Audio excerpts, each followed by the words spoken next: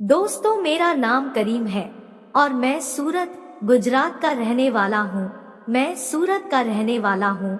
हमारी फैमिली में हम 4 लोग हैं।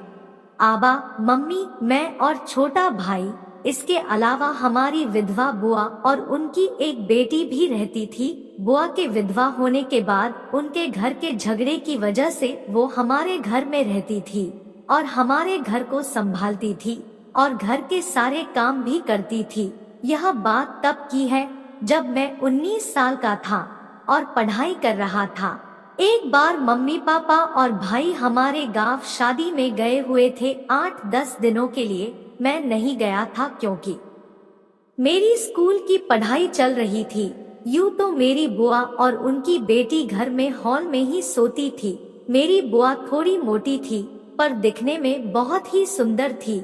मेरी हर वक्त उनके ऊपर ही नजर रहती थी। उनका फिगर करीब 36, 34, 38 था और वो अक्सर पंजाबी ड्रेस पहनती थी। कई बार उनके बारे में सोच सोच कर शांत भी हो जाया करता था और हर वक्त यह सोचता रहता था कि कब मौका मिले और कब मेरी किस्मत खुलेगी।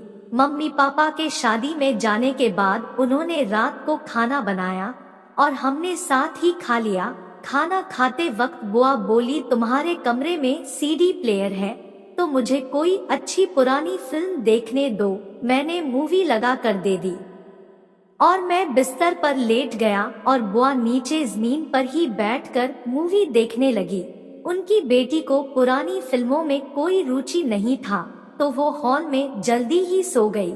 मेरी बुआ को अकेले देखकर मेरा मन तो बहुत हुआ कि उनसे वो के बारे में कुछ बात कर लूं, पर हिम्मत ही नहीं हो रही थी। मैं भी मूवी देखने लगा। मूवी देखते देखते रात के 12 बज गया। मुझे पता नहीं था कि उनके मन में भी कुछ चल रहा है, क्योंकि रूम में कोई आने वाला नहीं था और उनकी बेटी भी सो चुकी थी। मूवी जैसे ही खत्म हुई मैंने टीवी बंद कर दिया तो फूफी बोली, टीवी बंद मत करो, मैं देख रही हूँ।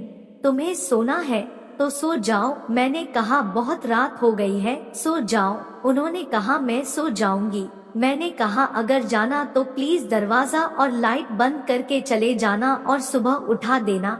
बुआ बोली ठीक है, सो जाओ, पर मुझे नींद नहीं आ रही थी। कुछ देर बाद टीवी की आवाज आनी बंद हो गई। मैंने सोचा कि बुआ ने टीवी बंद कर दिया है। मैं पलटा तो बुआ टीवी देख रही थी। मैंने थोड़ी सी आंख खोलकर टीवी की तरफ देखा तो बुआ ओ वाली मूवी देख रही थी। तभी मैं समझा कि शायद बुआ के दिल में भी कुछ है, पर मेरी कुछ बोलने की हिम्मत नहीं हो रही थी। फिर मैं भी टीवी देखने लगा। अब मेरे मन में शैतान सवार था। बुआ की जैसे ही मुझ पर नजर पड़ी तो वो चौंक गई और बोली, तुम सोए नहीं अभी तक? मैंने कहा बहुत कोशिश की पर नींद नहीं आ रही।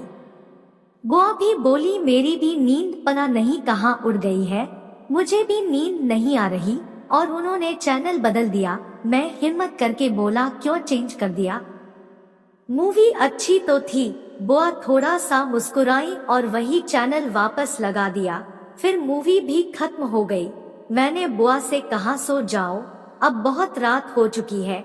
उस वक्त 2 बज रहा था। फूफी बोली नींद नहीं आ रही और हम बातों में लग गए। बात करने का मौका देखकर मैंने बुआ से बहुत हिम्मत करके पूछ लिया, आपको फूफा के बिना अकेलापन लगता होगा? बुआ हल्की सी मुस्कुराई और बोली, हाँ लगता तो है, लेकिन क्या कर सकती हूँ। और फिर मैंने पूछा, तो आपका वो कैसे चलता है? मेरी बात सुनते ही वो एकदम सन्नसी रह गई और कुछ ना बोली। मैंने कहा वो तो चाहिए ही चाहिए। तब फूफी बोली, तुम कैसी कैसी बातें कर रहे हो? मैंने कहा सही तो है। फूफी बोली, तुम्हें किसने बताया कि वो के बिना नहीं चलता? मैंने कहा दोस्तों से सुना है। फूफी ने थोड़ा हिचकिचाते हुए हाँ में जवाब दे दिया। फिर मैंने पूछा, तब फूफी आपका काम कैसे चलता होगा?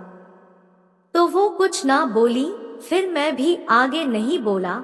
कुछ देर बाद मैंने फूफी से पूछा, आप अभी मूवी देख रही थी तो कैसी लगी?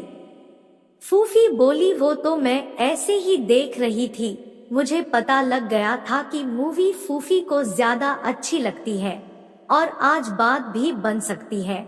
मैंने कहा अगर आपको पसंद हो तो मेरे पास वो वाली भी बहुत सी मूवी है, अगर देखना हो तो कहो। फूफी बोली लगा दो, वैसे भी नींद नहीं आ रही।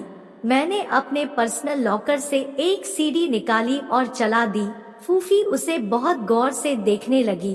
कुछ देर में मूवी खत्म हो गई।